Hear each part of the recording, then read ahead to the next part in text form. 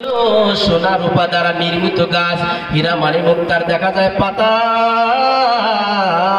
সেখানে দেখা যায় অনেক রকমের অনেকগুলো ফল ছিল। সেখান থেকে মা হাওয়া 3টা ফল ছিঁড়লেন, আর একটা ফল ছিঁড়ে দেখা যায় মা হাওয়া নিজে খোসা এড়িয়ে খাইতে শুরু করলেন। আর যখন খোসা এড়াইলেন দেখতে পেলেন ওই ফলের উপরে রক্তের মতো লাল টকটকা এত ফুটা ফুটা। এই জন্য দেখা যায় মহিলা মা বোনেরা যারা প্রতি মাসে যাদের দেখা যায় হাইজ হয়, এই কারণে মহিলা মা বোনদের হাইজ হয়।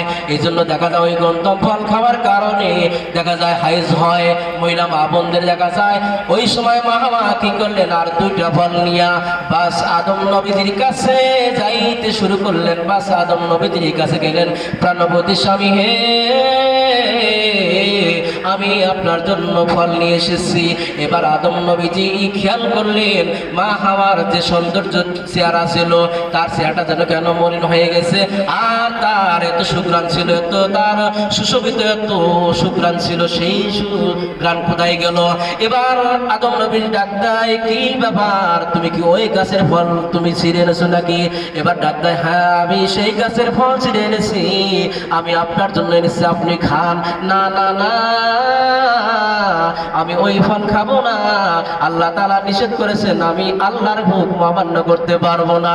বাস এরকম ভাবে বলার পরেও আদম নবীজি এবার আল্লাহর ফেরেশতাদেরকে ডাক দেয়, ও ফেরেশতারা তোমরা এক কাজ করো, আমার এই সিংহাসনটা একটু দূরে নিয়ে চলে যাও, এখান থেকে সরাও, আমি আদম আর ঠিক থাকতে পারতেছি না। বাস এই কথা বলার সঙ্গে সঙ্গে একটু দূরে চলে যায় মা হাওয়া, পিছে পিছে যাইতে শুরু করলেন।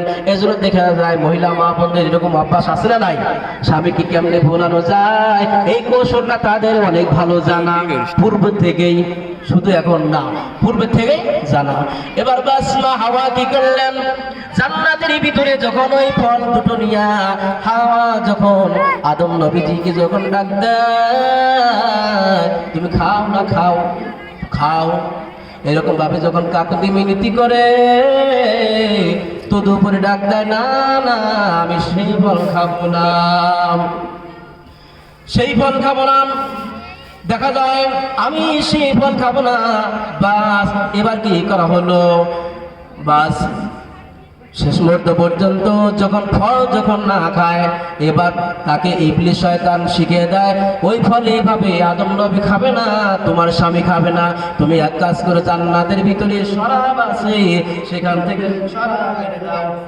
নারায়ে তাকবীর, লিল্লাহি তাকবীর, দ্বিতীয় বক্তার আগমন, নারায়ে তাকবীর। সম্মানিত হাজিরিন, আমি যতটুকু আলোচনা করলাম, এই আলোচনা থেকে যদি আপনারা কেউ কারো কাছে ভুল ত্রুটি ধরা পড়ে থাকে, আপনারা সকলে ক্ষমার দৃষ্টিতে দেখবেন এবং আমার জন্য সকলে দোয়া করবেন, আমি যেন যতটুকু জানি ততটুকু যেন মানুষের মাঝে পৌঁছে দিতে পারি। আল্লাহ পাক যেন সে তৌফিক দান করুন, আমরা সকলে বলে আমিন। এই বলে আমি আমার আলোচনা শেষ করে দিচ্ছি। আখির দাওয়ানা আলহামদুলিল্লাহি রাব্বিল আলামিন। আসসালামু আলাইকুম ওয়া রাহমাতুল্লাহি তাআলা ওয়া বারাকাতুহু।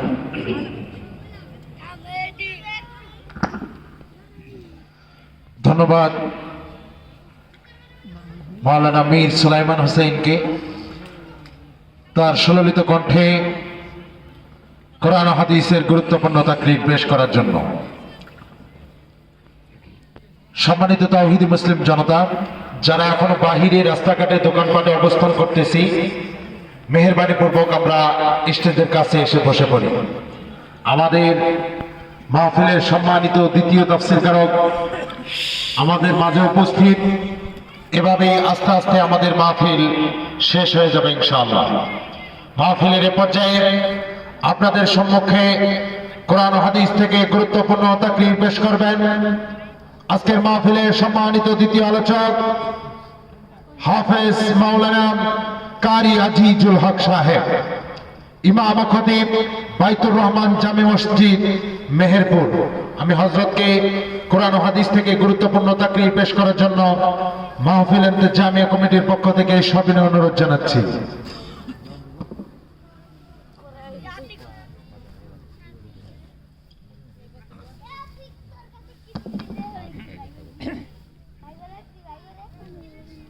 আসসালামু আলাইকুম ওয়া রাহমাতুল্লাহ।